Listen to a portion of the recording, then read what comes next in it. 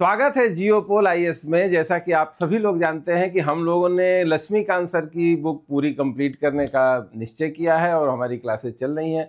आज की क्लास में हम लोग देखेंगे आर्टिकल 21, 22, 23 और 24 फंडामेंटल राइट्स की। ठीक है, तो सबसे पहले देखते हैं कि आर्टिकल 21 में क्या लिखा हुआ है। अनुच्छेद 21 सर्वाधिक महत्वपूर्ण मूल अधिकार है। यह कहता है किसी व्यक्ति को उसके प्राण या दैहिक स्वतंत्रता से विधि द्वारा स्थापित प्रक्रिया के अनुसार ही वंचित किया जाएगा, अन्यथा नहीं। अब इस पूरे स्टेटमेंट में प्राण, दैहिक स्वतंत्रता तथा विधि द्वारा स्थापित प्रक्रिया सबसे महत्वपूर्ण शब्द है और एक एक करके इसको हम लोग समझेंगे कि इसका मतलब क्या है और किस तरह से जुडिशियल इंटरप्रिटेशन में इन तीनों शब्दों के अर्थ में परिवर्तन आया है समय के साथ। यही है आर्टिकल 21 का सबसे इंपॉर्टेंट हिस्सा। ठीक है, तो आर्टिकल 21 जैसा कि शब्दों से लग रहा है, किसी व्यक्ति को उसके प्राण या दैहिक स्वतंत्रता से विधि द्वारा स्थापित प्रक्रिया के अनुसार ही वंचित किया जाएगा। यानी इसका मतलब है प्रोसीजर एस्टेब्लिश्ड बाय लॉ और लाइफ एंड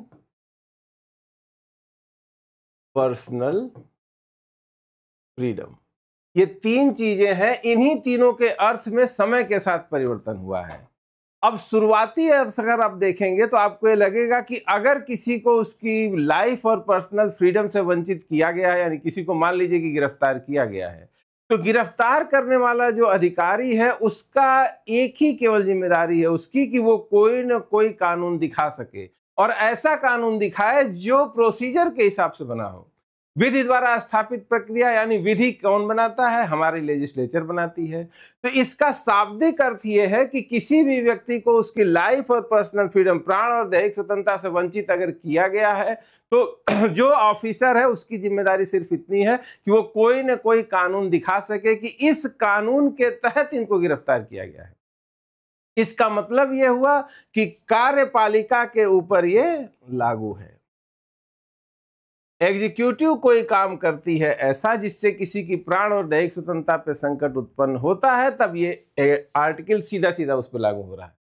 सारा मसला सिर्फ इस बात का है कि क्या ये विधायिका पर भी लागू है, यानी हमारी लेजिस्लेचर की जो कानून बनाने की प्रक्रिया है उस पर भी लागू है कि नहीं। विधि द्वारा स्थापित प्रक्रिया का अर्थ क्या उचित प्रक्रिया है, जिसको बोलते हैं ड्यू प्रोसीजर ऑफ लॉ। ये ड्यू प्रोसीजर ऑफ लॉ है कि नहीं है, यानी कानून न्याय सम्मत है कि नहीं, फेयर और जस्ट है कि नहीं, इसका भी परीक्षण हो सकता है कि नहीं। इसी में इस पूरे आर्टिकल का सारी इंपॉर्टेंस छिपी हुई है।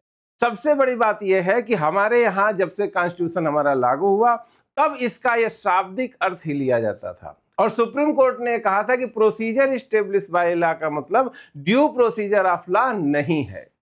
इसका अपना एक इतिहास है। देखिए क्या क्या चीजें हैं। कार्यपालिका का कोई सदस्य किसी व्यक्ति की स्वतंत्रता में तभी हस्तक्षेप कर सकेगा जब वह अपनी कार्रवाई के समर्थन में विधि का कोई उपबंध दिखा सके, यानी कोई कानून दिखा सके। अतः अनुच्छेद 21 विधानमंडल की शक्तियों पर परिसीमा के रूप में नहीं है, यह व्यक्ति को केवल कार्यपालिका के मनमाने अवैध कार्य के रूप में संरक्षण देता है।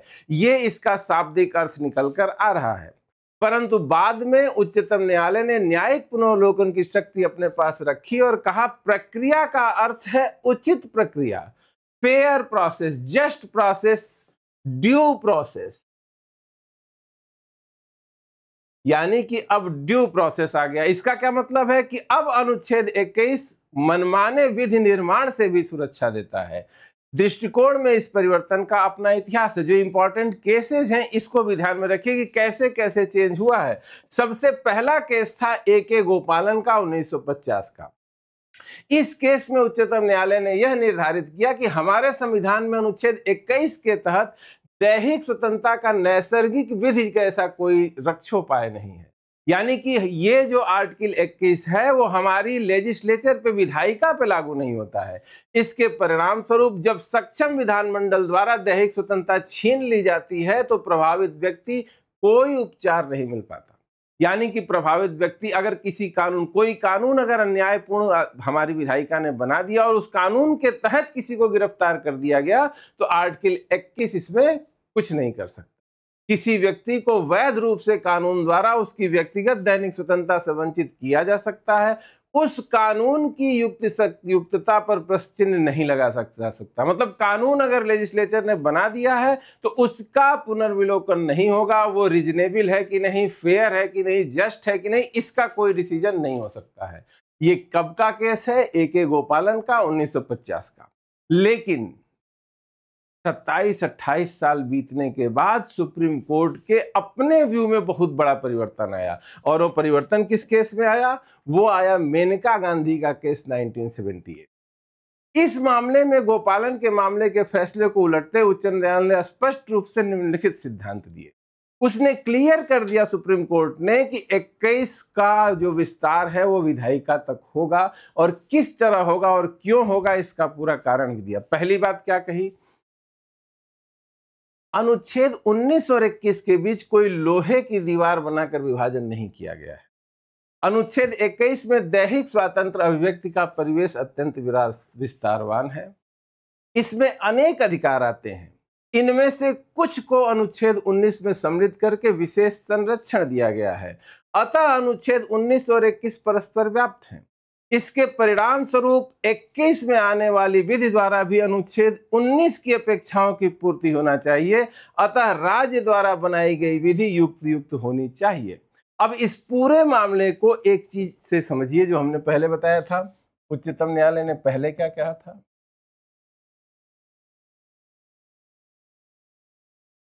उच्चतम न्यायालय ने कहा था कि मूल अधिकार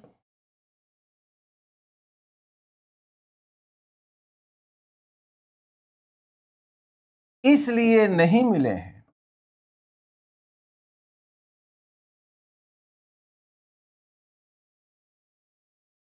कि वो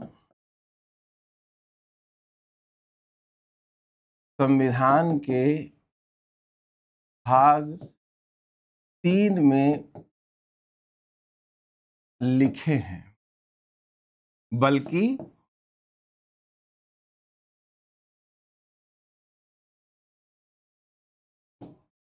इसलिए मिले हैं क्योंकि व्यक्ति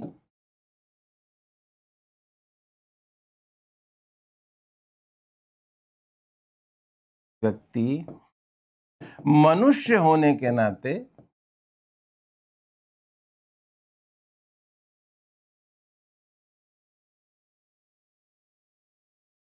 कुछ अधिकारों को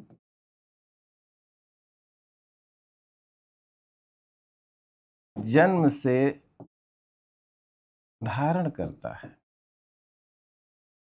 यानी सुप्रीम कोर्ट का स्पष्ट रूप से यह मानना था कि हमको अधिकार इसलिए नहीं मिले हैं कि कॉन्स्टिट्यूशन में लिखा हुआ है, हम अधिकारों के साथ जन्म लेते हैं, इसीलिए कुछ अधिकारों को पार्ट 3 में लिख दिया गया है। इसका मतलब कि अधिकार चाहे कॉन्स्टिट्यूशन में लिखे होते या नहीं होते, हर एक व्यक्ति के पास है ही। उसमें से कुछ अधिकारों को लिखकर विशेष संरक्षण दिया गया है।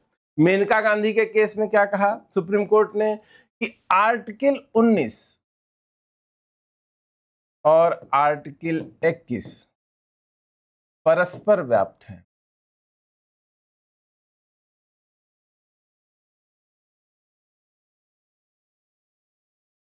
परस्पर व्याप्त है मतलब अगर अनुच्छेद 19 के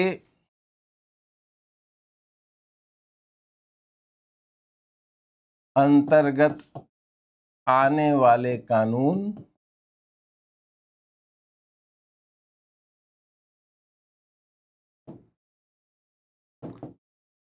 तर्क संगत होने चाहिए तो अनुच्छेद 21 के अंतर्गत आने वाला कानून भी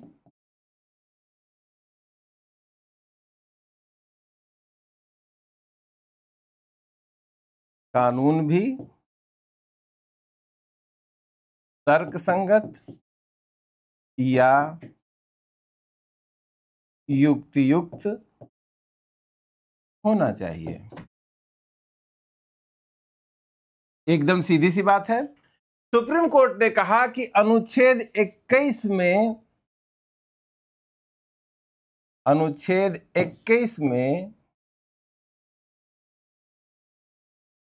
बहुत से अधिकार आते हैं।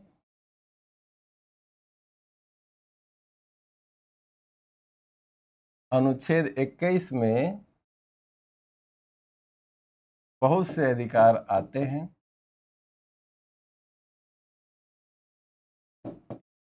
इनमें से कुछ अनुच्छेद 19 में हैं। इसका मतलब है कि दोनों के दोनों ही 19 और 21 एक दूसरे में घुले मिले हैं और एक ही जैसे अधिकार दोनों के अंदर आते हैं। अनुच्छेद 21 में बहुत सारे अधिकार आते हैं जो 50 से भी हो सकते हैं, 40 भी हो सकते हैं, 30 भी हो सकते हैं। उसमें से कुछ अधिकारों को 19 में विशेष संरक्षण देने के लिए सम्मिलित किया गया है। इसका मतलब यह है कि अनुच्छेद 21 के अंतर्गत आने वाले जो भी कानून हैं उनके ऊपर भी प्रतिबंध तर्क संगत ही लग सकता है। यानी कि अनुच्छेद 21 के तहत आने वाला कोई कानून अगर हमारी विधायिका में बनाएगी तो उस विधायिका के बने हुए कानून को फेयर और जस्ट, तर्कपूर्ण, रीजनेबल होना चाहिए। पहला अंतर यही था। यानी कि इससे क्या निष्कर्ष निकलेगा? निष्कर्ष होगा 21 के अंतर्गत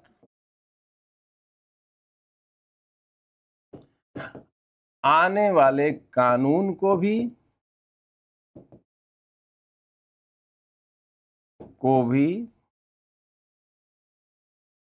युक्तियुक्त होना चाहिए। और जैसे ही अगर युक्तियुक्तता की कसौटी अपना ली गई,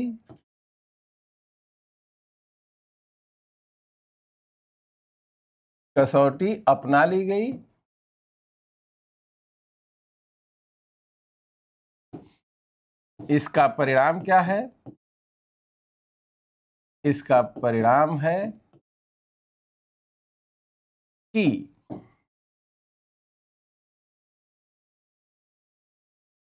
विधायिका भी मनमाने कानून बनाकर अनुच्छेद 21 से वंचित नहीं कर सकती। इसका मतलब है कि अब अनुच्छेद 21 के तहत जो कानून आएंगे इसका रिस्ट्रिक्शन विधायिका पर भी आएगा। यानी हमारी कोर्ट ये देखेगा कि जो कानून विधायिका ने बनाया है वो कानून युक्त है कि नहीं। जिस तरह से 19 में जो कानून है, अगर युक्त मनमाना रिस्ट्रिक्शन 19 में आने वाली अभिव्यक्ति की स्वतंत्रता, संगम या संघ बनाने की स्वतंत्रता, इन सब पे लगता है वो कानून युक्त या रीजनेबल होना चाहिए, तो 21 के अंतर्गत आने वाले कानूनों को भी रीजनेबल होना पड़ेगा। तो मेनका गांधी के केस का पहला डिसीजन यही है। ठीक है। इसके परिणाम स्वरूप 21 में आने वाली विधि द्वारा भी अनुच्छेद 19 की अपेक्षाओं की पूर्ति होनी चाहिए। अतः राज्य द्वारा बनाई गई विधि युक्त होनी चाहिए। पहला अंतर। ठीक है। आगे देखिए क्या कहा। जब व्यक्ति को उसकी स्वतंत्रता से वंचित करने वाली विधि की विधि मान्यता के लिए युक्तियुक्तता का परीक्षण अपना लिया जाता है तो इससे यह परिणाम निकलता है कि यदि यह विधि नैसर्गिक न्याय के सिद्धांत का उल्लंघन करती है तो वह अविधिमान्य होगी। उच्चतम न्यायालय ने यह अभिनिर्धारित किया कि जीवन का अधिकार जैसा कि अनुच्छेद 21 में विहित है से तात्पर्य उत्तरजीवी होने से कुछ अधिक है और इसमें मानव गरिमा के साथ जीवित रहना सम्मिलित है। उदार निर्वचन अपनाते हुए उच्चतम न्यायालय ने जीवन को अधिक सार्थक और रहने योग्य बनाने के लिए अनुच्छेद 21 में अनेक अधिकार निकाले हैं। इसका मतलब क्या हुआ? जीवन का अधिकार,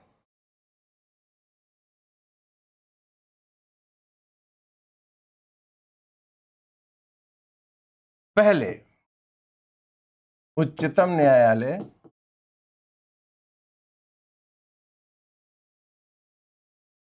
मानता था कि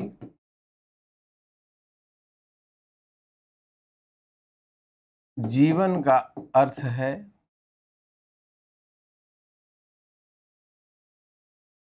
जीवित रहना मात्र।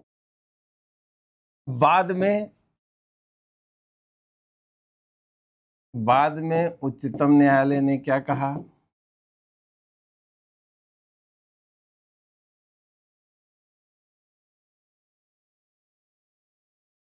जीवन का अर्थ है गरिमापूर्ण जीवन। बात समझ में आ रही है? जीवन का अर्थ पहले ये माना जाता था कि व्यक्ति की जीवित रहने की व्यवस्था कर दी जाए, उसको खाना पीना दे दिया जाए, इतना पर्याप्त है। यही अधिकार केवल जो है 21 में मिलता है।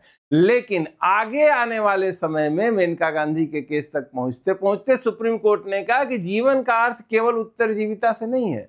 जीवन का अर्थ है गरिमापूर्ण जीवन, लाइफ विथ डिग्निटी, यानी कि एक इंसान को जैसे रहना चाहिए, जैसा आवश्यक है उस तरह से रखना।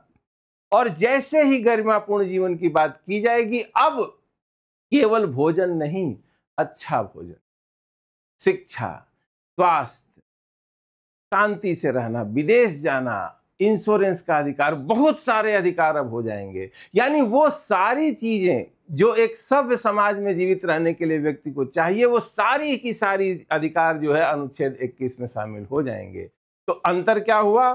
दो चीजों में अंतर आया। पहला जो है वो विधि द्वारा स्थापित प्रक्रिया का जो मतलब है, अनुच्छेद 21 में जो परिवर्तन आया, इसको एक बार फिर से ध्यान दे दीजिए।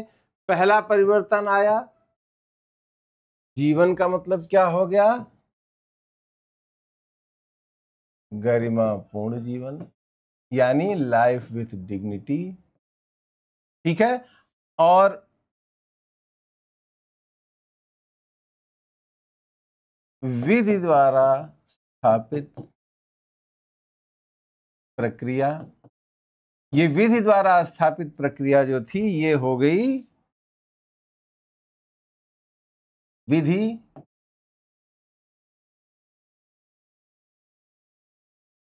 न्यायपूर्ण होनी चाहिए। इसका अर्थ क्या हुआ? विधि द्वारा स्थापित उचित प्रक्रिया। अंतर ये हुआ, इस चेंज से गरिमापूर्ण जीवन के कारण बहुत से अधिकार आ गए, बहुत से अधिकार आ गए। और उचित प्रक्रिया के कारण ये हो गया कि अब विधायिका द्वारा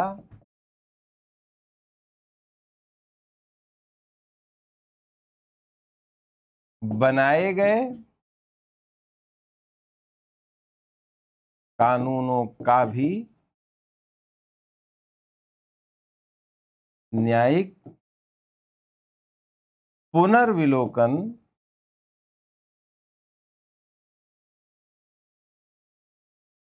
हो सकता है। तो अर्थ में परिवर्तन समझ में आ गया।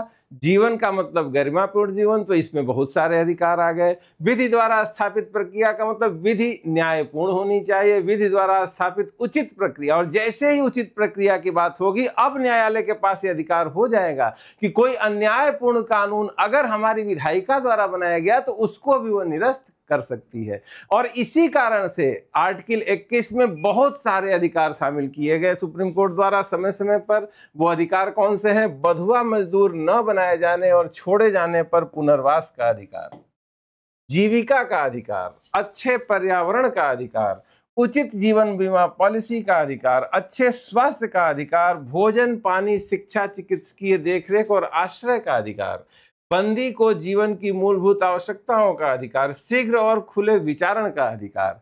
इसके अलावा नारी से शिष्ट और गरिमापूर्ण व्यवहार किए जाने का नारी अधिकार, एकांत का अधिकार, विदेश जाने का अधिकार, एकांत परिरोध के विरुद्ध अधिकार, यानी कि किसी को जेल में रखा जाएगा तो उसको अकेले में बंद करके नहीं रखा जाएगा, हथकड़ी डाले जाने के विरुद्ध अधिकार, विधिक सहायता का अधिकार, विलंब से फांसी दिए जाने के विरुद्ध अधिकार, अभिरक्षा में हिंसा के विरुद्ध अधिकार, खुलेआम फांसी दिए जाने के विरुद्ध अधिकार, ध्वनि प्रदूषण से स्वतंत्रता का अधिकार, सम्मान का अधिकार, अच्छे अंतिम संस्कार का अधिकार, सूचना का अधिकार, सुने जाने का अधिकार, दोष सिद्धि के निर्णय के विरुद्ध अपील का अधिकार।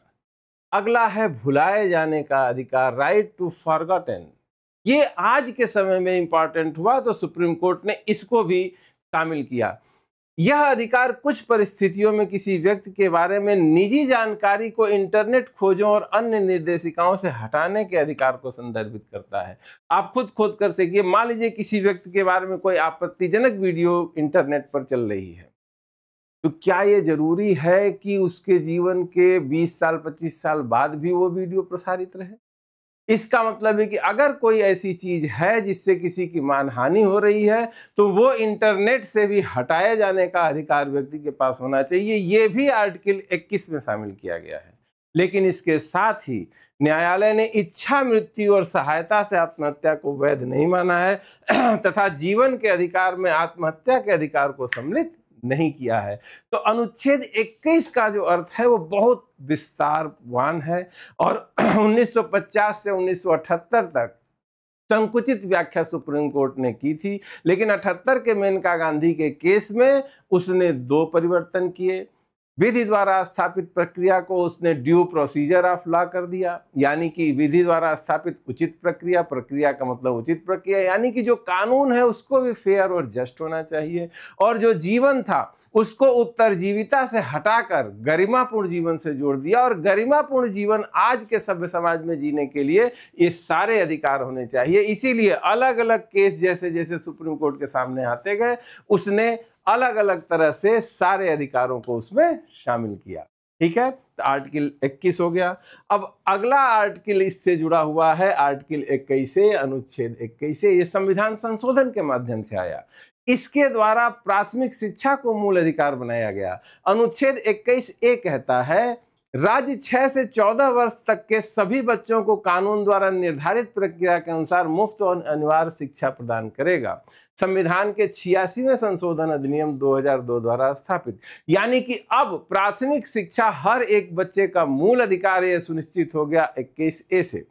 लेकिन इसके साथ ही हमको ये जानना चाहिए कि वास्तव में शिक्षा के अधिकार का विकास कैसे हुआ, कैसे इस तरह हम यहाँ तक पहुंचे कि सरकार के ऊपर ये दबाव पड़ा कि संविधान संशोधन करके शिक्षा का अधिकार दिया जाए।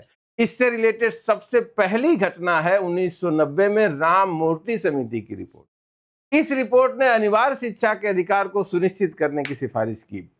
राममूर्ति समिति वो पहली समिति थी जिसने कहा कि प्राथमिक शिक्षा हर हाल में हर एक बच्चे के लिए अनिवार्य होनी चाहिए, और ये रिपोर्ट कब आई थी? 1990 में।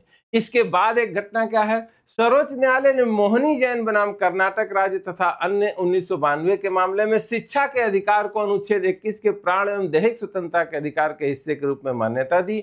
यह फैसला सुनाया गया कि शिक्षा के अधिकार के बिना किसी व्यक्ति की गरिमा को सुनिश्चित नहीं किया जा सकता। अगर जीवन के अधिकार का मतलब है गरिमापूर्ण जीवन का अधिकार, तो सुप्रीम कोर्ट ने कहा कि बिना एजुकेशन के लाइफ की डिग्निटी सुनिश्चित नहीं हो सकती है। इसीलिए 1992 में ही सुप्रीम कोर्ट ने शिक्षा के अधिकार को मूल अधिकार मान लिया था। 1993 में सर्वोच्च न्यायालय ने कहा इस देश के प्रत्येक बच्चे को 14 वर्ष की आयु पूरी करने तक मुफ्त शिक्षा का अधिकार है।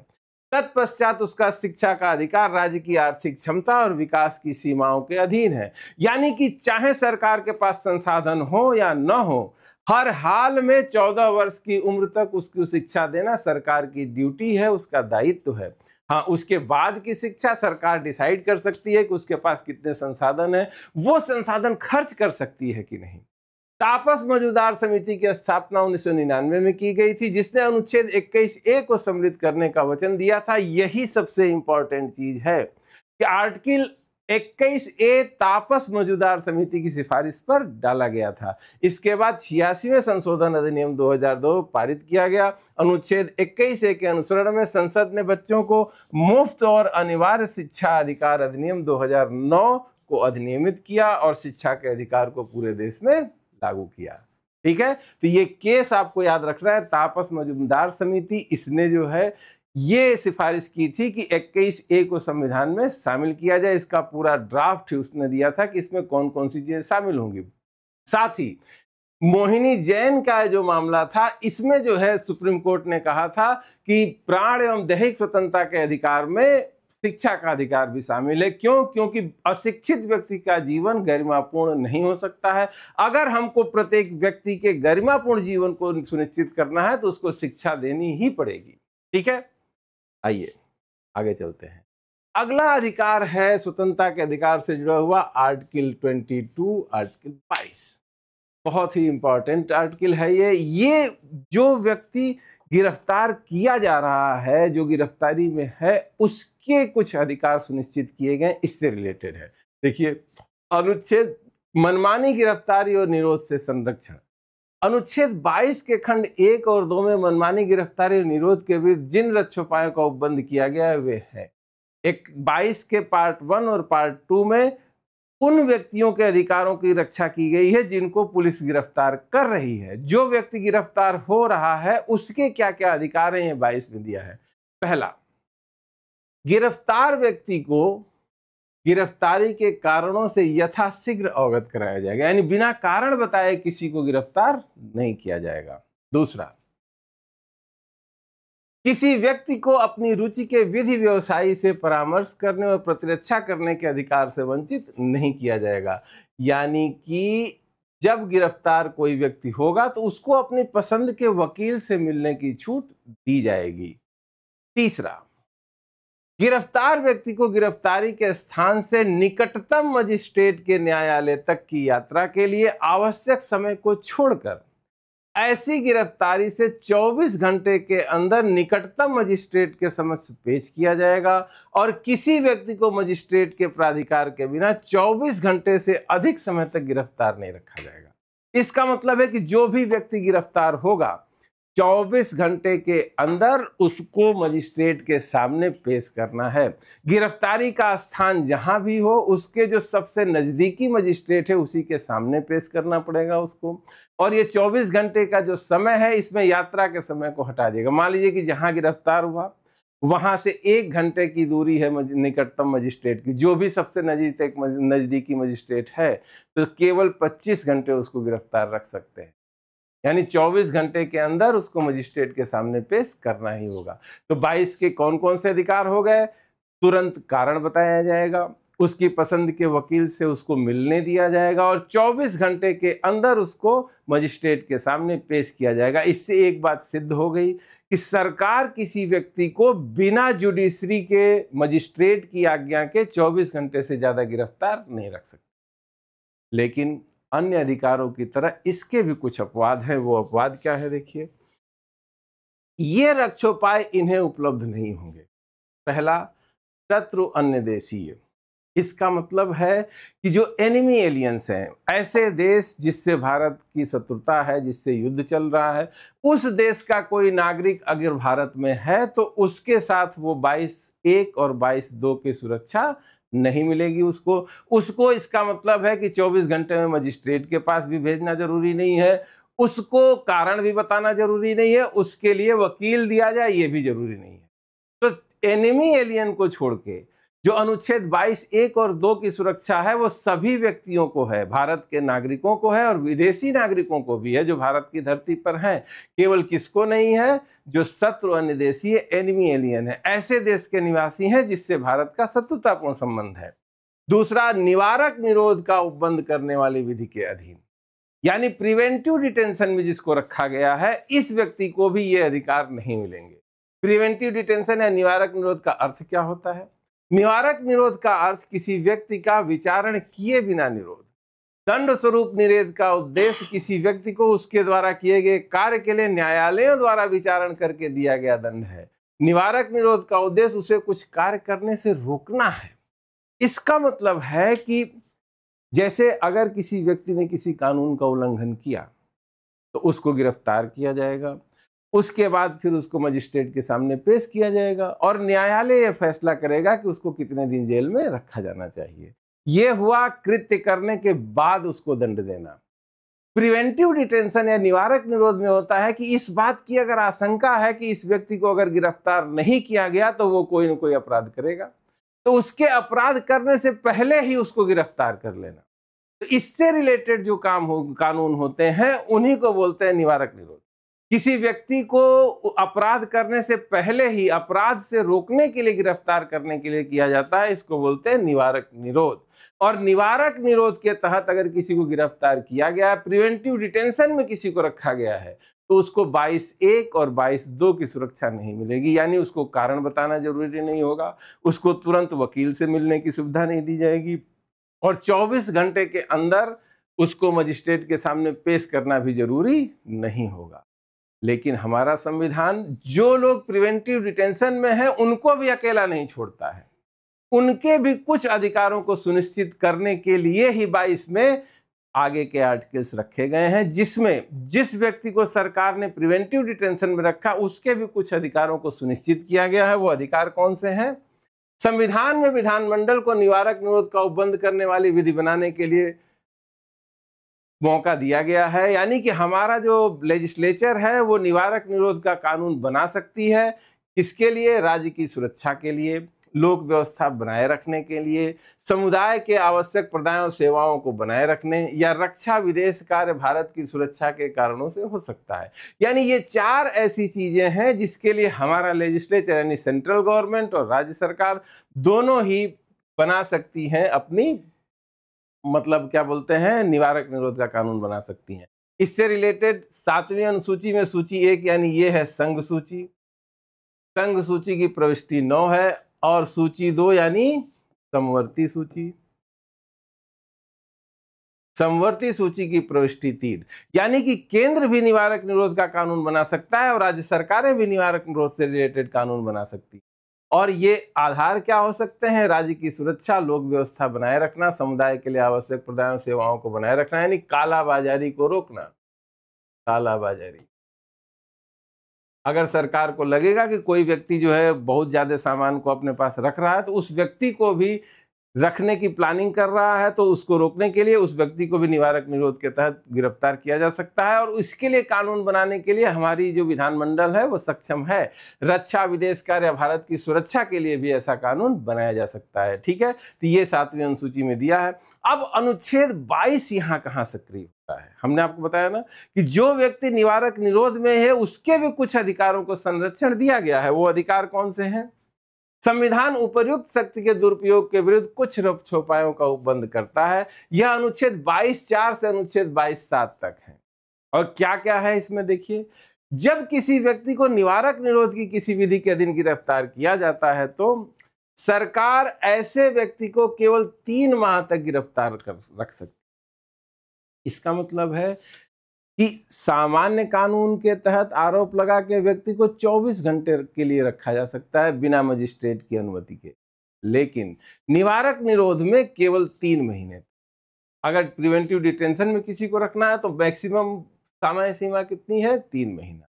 इससे अधिक के लिए सरकार को सलाहकार बोर्ड से प्रतिवेदन प्राप्त करना होगा। बोर्ड सरकार और अभियुक्त दोनों के दस्तावेजों की परीक्षा करेगा और देखेगा कि गिरफ्तारी न्यायोचित है या नहीं। अगर न्यायोचित नहीं है तो उस व्यक्ति को रिहा कर दिया जाएगा। इस प्रकार गिरफ्तार व्यक्ति को यथाशीघ्र गिरफ्तारी के आधार बताए जाएंगे। यानी 3 महीना बीतते बीतते उसको आधार भी बताना जरूरी हो जाएगा। गिरफ्तार व्यक्ति को गिरफ्तारी आदेश के विरुद्ध अभ्यावेदन करने का यथाशीघ्र अवसर दिया जाएगा। यानी वो कोर्ट में अपनी अपील दायर कर सकता है कि भाई हमको क्यों इतने दिन से बंद करके रखा गया है, हमको छोड़ दिया जाए। ठीक है, अनुच्छेद 22 का उल्लंघन करने वाली विधि अविधिमान्य घोषित की जा सकती है। यानी कि ऐसा कोई कानून बनाती है सरकार जिसमें 3 माह से ज्यादा प्रिवेंटिव डिटेंशन की बात है, तो वो बोर्ड उसको जो है हमारी न्यायपालिका कैंसिल भी कर सकती है। तो निवारक निरोध जैसी, प्रिवेंटिव डिटेंशन जैसी अधिकारों के विरुद्ध जो बात है वो हमारे फंडामेंटल राइट्स में सिर्फ इसीलिए आई है कि प्रिवेंटिव डिटेंशन का कानून बनाने का अधिकार सरकार को दिया गया, लेजिस्लेचर को दिया गया। अब प्रिवेंटिव डिटेंशन में जो व्यक्ति है उसके कुछ अधिकार सुनिश्चित किए गए हैं अनुच्छेद 22(4) से लेके 22(7) तक। यानी मैक्सिमम पीरियड कितना होगा? 3 महीना। 3 महीने के से अधिक रखना है तो सलाहकार बोर्ड का प्रतिवेदन लेना होगा, उसको गिरफ्तारी के कारण बताए जाएंगे और उसको अपने लिए सुरक्षा के लिए, अपनी आज़ादी के लिए न्यायालय जाने की भी बंदोबस्त किया जाएगा। ये सारे अधिकार सुनिश्चित हुए 22/4 से 22/7 तक। ठीक है, आगे चलते हैं। संसद द्वारा बनाए गए कुछ निवारक निरोध कानूनों के उदाहरण, कौन कौन से कानून ऐसे बनाए गए हैं जिसमें प्रिवेंटिव डिटेंशन के क्लॉज थे? देखिए, विदेशी मुद्रा संरक्षण और तस्करी गतिविधियों का रोकथाम अधिनियम, कोफे पोसा 1974 में। ये ऐसा कानून था जिसमें व्यक्ति को बिना अपराध किए ही आशंका के आधार पर गिरफ्तार किया जा सकता है। राष्ट्रीय सुरक्षा अधिनियम NSA 1980 का, आतंकवादी और विघटनकारी गतिविधियों रोकथाम अधिनियम टाडा 1985 में लागू हुआ था और टाडा 1995 में खत्म हो गया, लेकिन इसमें भी निवारक निरोध का कानून था। आतंकवाद निवारण अधिनियम पोटा 2002 में लागू हुआ, जो 2004 में निरस्त हो गया। गैर कानूनी गतिविधियां रोकथाम अधिनियम UAPA 1967, 2004, 2008, 2012 और 2019 में संशोधन इसमें हुआ और इसमें भी निवारक निरोध का कानून है, ये अभी भी लागू है। सर्वोच्च न्यायालय का इस बारे में क्या कहना है? सामान्य कानून और व्यवस्था की स्थितियों का मुकाबला करने के लिए निवारक निरोध का उपयोग नहीं किया जा सकता। यह राज्य की एक असाधारण शक्ति है जो व्यक्ति की व्यक्तिगत स्वतंत्रता को प्रभावित करती है, इसे संयम से प्रयोग किया जाना चाहिए। यानी सुप्रीम कोर्ट ने कहा कि यह अधिकार दिया तो गया है, लेकिन इस चीज का ध्यान रखना बहुत जरूरी है कि इस अधिकार का प्रयोग विशेष परिस्थितियों में ही हो। सामान्य कानून व्यवस्था की समस्या के समाधान के लिए बहुत सारे और कानून हैं, उसमें निवारक निरोध के कानून को लागू नहीं किया जाना चाहिए। आतंकवाद है, कोई बहुत विशेष समस्या है, उसी के लिए इसका उपयोग होना चाहिए। इस अधिकार का उपयोग हमारी विधायिका को, हमारी सरकार को संयम से यूज करना चाहिए। ठीक है, आगे चलते हैं। अब अगला अधिकार आता है हमारा आर्टिकल 23 में, अनुच्छेद 23 में। यह है शोषण के विरुद्ध अधिकार। ठीक है, राइट अगेंस्ट एक्सप्लॉइटेशन। इसमें क्या क्या है? मानव का दुर्व्यापार, बेगार तथा बलात् संप्रतिषिद्ध किया जाता है। इस अनुच्छेद की कोई बात राज्य को सार्वजनिक प्रयोजनों के लिए अनिवार्य सेवा अधिरोपित करने से निवारित नहीं करेगी। ऐसी सेवा अधिरोपित करने में कोई विभेद नहीं होगा। यानी कि जो ह्यूमन ट्रैफिकिंग है, खरीद बिक्री, लड़कियों को खरीदना, लड़कों को खरीदना, बेचना, ये सब सारी चीजें जो है बिल्कुल बंद हैं। और इसके अलावा बिना सैलरी दिए किसी से काम करवाना, बेगार करवाना, ये भी प्रतिबंधित है। ये है अनुच्छेद 23 में। लेकिन इसके होते हुए भी, जैसे बेगार को प्रतिबंधित कर दिया गया, लेकिन सरकार अपने नागरिकों पर कोई अनिवार्य सेवा अधिरोपित कर सकती है। बस शर्त सिर्फ इतनी है कि इसको अधिरोपित करने में कोई भेदभाव नहीं किया जाएगा। यानी सरकार जो है कोई अनिवार्य सेवा लगा सकती है कि ये काम हर एक व्यक्ति को करना ही पड़ेगा, बिना किसी भेदभाव के सभी नागरिकों के लिए कोई ऐसा आदेश वो दे सकती है। इसके अलावा बेगार प्रतिबंधित है, मानव का व्यापार प्रतिबंधित है अनुच्छेद 23 के तहत। अनुच्छेद 23 के अनुसरण में संसद ने मानव दुर्व्यापार से संरक्षण तथा दंडित करने के लिए महिलाओं और लड़कियों के अनैतिक व्यापार अधिनियम 1956 को पारित किया है। यानी इसको लागू करने के लिए कानून भी बनाए गए हैं। ठीक है, एक केस है इससे रिलेटेड, गौरव जैन बनाम भारत संघ 1997 का, बहुत ही इंपॉर्टेंट है, ये आप लोगों को जानना चाहिए। इस मामले में न्यायालय के अनुसार वेश्यावृत्ति में शामिल महिलाएं अपराधी नहीं हैं, बल्कि उन्हें उनकी प्रतिकूल सामाजिक आर्थिक परिस्थितियों के कारण पीड़ित के रूप में देखा जाना चाहिए। यानी कि वेश्यावृत्ति में जो पकड़ी जाती हैं लड़कियां, उनके साथ अच्छा व्यवहार किया जाना चाहिए। ये माना जाता है कि वो मजबूरीवश ये काम कर रही हैं। न्यायालय ने स्वरोजगार और व्यावसायिक प्रशिक्षण के माध्यम से महिलाओं को आर्थिक रूप से स्वतंत्र बनाने पर जोर दिया। बच्चों के पुनर्वास और सुरक्षा को सुनिश्चित करने के लिए किशोर गृहों की स्थापना और इस मुद्दे का अध्ययन और पीड़ितों के उत्थान के लिए योजनाएं तैयार करने के लिए एक समिति गठित करने का निर्देश दिया। इसका इम्पोर्टेंस सिर्फ इतना है कि आप इस बात को जानिए कि वेश्यावृत्ति करते हुए अगर कोई स्त्री महिला पकड़ी जाती है तो जो उसको करवा रहा है वो तो अपराधी होगा, लेकिन वो महिला अपराधी नहीं मानी जाएगी। कोर्ट ने क्लियरली ये माना कि वो अपराधी नहीं है बल्कि पीड़ित है अपनी सामाजिक आर्थिक परिस्थितियों के कारण। ठीक है, अगला अनुच्छेद है आर्टिकल 24, अनुच्छेद 24, कारखानों आदि में बालकों के नियोजन का प्रतिषेध। लिखा क्या है इसको क्लियरली पढ़िए। 14 वर्ष से कम आयु के किसी बालक को किसी कारखाने में नियोजित नहीं किया जाएगा या किसी परिसंकट में नियोजन में नहीं लगाया जाएगा। यह प्रतिबंध अत्यांतिक है, एब्सोल्यूट है, यानी इसके लिए कोई भी बैकडोर की एंट्री नहीं है कि किंतु परंतु करके उनको काम दे दिया जाए कि भूखे मर रहे हैं इसलिए हमने अपने यहाँ काम दे दिया, इस तरह की कोई बात नहीं है। यानी 14 साल से कम का कोई भी बच्चा है, उसको किसी भी हालत में किसी कारखाने में या किसी संकट में काम में लगाया नहीं जाएगा जहां पर उसकी जान को खतरा हो। ठीक है, इससे रिलेटेड जो फैक्ट है क्या है, बाल श्रम प्रतिषेध निषेध विनियम अधिनियम 1986, इसको याद रखिएगा। इसमें कई बार संशोधन किया गया है और 2016 में सबसे लेटेस्ट संशोधन किया गया, तो बताता हूं कि कैसे कैसे चेंज हुआ है। सबसे पहले बाल श्रम को करने के लिए कानून बनाया गया 1986 में। बाल अधिकारों के संरक्षण के लिए आयोग अधिनियम 2005 में को बच्चों के विरुद्ध अपराधों या बाल अधिकारों के उल्लंघन के त्वरित परीक्षण के लिए एक राष्ट्रीय आयोग और बाल अधिकारों के संरक्षण के लिए राज्य आयोगों और बाल न्यायालयों की स्थापना के लिए अधिनियमित किया गया था। यानी बच्चों के अधिकारों की सुरक्षा के लिए सबसे पहला कानून बना था 1986 में। फिर उसके बाद केंद्र स्तर पर एक बाल आयोग, राज्य स्तर पर एक बाल आयोग और बाल न्यायालयों की स्थापना जिला स्तर पर करने के लिए 2005 में बाल अधिकारों के संरक्षण के लिए आयोग अधिनियम बनाया गया। यानी केंद्र, राज्य और जिला स्तर पे अलग अलग जो है एक इंस्टीट्यूशनल सेटअप जो है बनाया गया बच्चों के अधिकारों की रक्षा के लिए। और कैसे कैसे विकसित हुआ देखिए। सरकारी प्रतिबंध सबसे इंपॉर्टेंट 2006 में सरकार ने होटल, ढाबा, रेस्तरां, दुकान, कारखानों, रिसोर्ट, स्पा, चाय की दुकानों आदि जैसे व्यावसायिक प्रतिष्ठानों में घरेलू नौकर या श्रमिकों के रूप में बच्चों के नियोजन पर प्रतिबंध लगा दिया। 2006 में पहली बार 86 वाले एक्ट में कुछ चीजें प्रतिबंधित की गई थी, लेकिन तब भी घरेलू नौकर के रूप में होटल और ढाबों पर बच्चे काम करते हुए देखे जाते थे। 2006 में क्लियरली ये कहा गया कि किसी भी होटल, ढाबा, रेस्तरां, दुकान, कारखाने, रिसोर्ट, चाय की दुकान, स्पा, इसमें या घर में घरेलू नौकर के रूप में किसी भी बच्चे को नौकरी पर नहीं रखा जाएगा। कंप्लीट प्रतिबंध लगा दिया गया। इसने चेतावनी दी कि 14 वर्ष से कम उम्र के बच्चों को नियोजित करने वाला कोई भी व्यक्ति अभियोजन एवं दंडात्मक कार्रवाई के लिए उत्तरदायी होगा। यानी किसी ने अगर 14 साल से कम बच्चे को अपने घर में रखा, घरेलू काम के लिए, अपने होटल, रेस्टोरेंट, चाय की दुकान में रखा, तो दंड जो है उसको दिया जाएगा और वो उसके लिए जिम्मेदार होगा।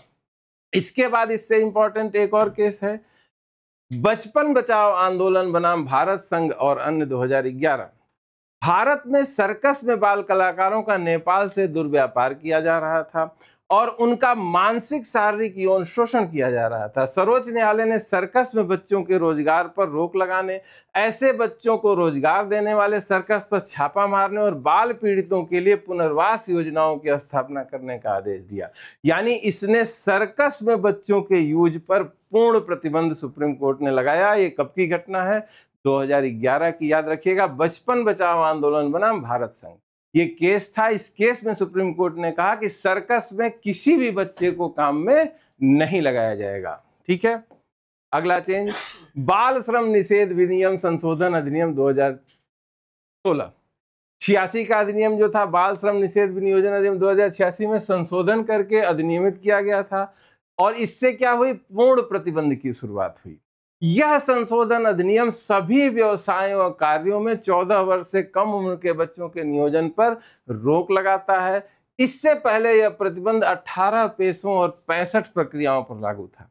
यानी 86 का जो अधिनियम था, जो 2006 में संशोधित किया गया, इसमें 18 काम और 65 प्रक्रियाओं पर जो है रोक लगी थी। 2016 में कहा गया कि सभी व्यवसाय और कार्यों, कोई भी काम हो, किसी भी तरह का बिजनेस हो, उसमें 14 वर्ष के किसी बच्चे को काम पर नहीं लिया जाएगा।